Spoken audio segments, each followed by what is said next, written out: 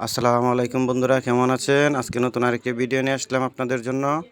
যারা নতুন গার্মেন্টসের চাকরি নিতে চান, কাটিং সেকশনে হেল্পারদের প্রথম কাজ হবে ওই যে এটা লিয়ে দেওয়া হচ্ছে, এটার বাম পাশ দিয়ে মিলানো।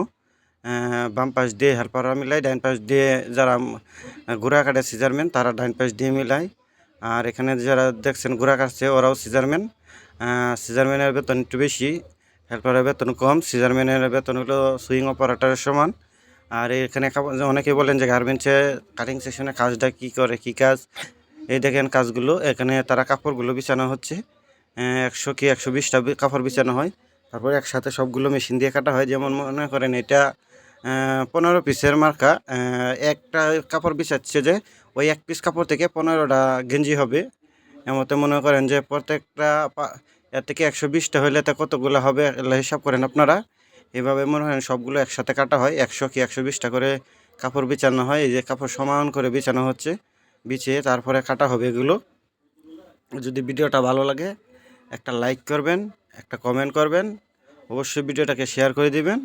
ভিডিওটাকে শেয়ার করে আশা করি সাথেই থাকবেন পরবর্তী ভিডিও পাওয়ার জন্য।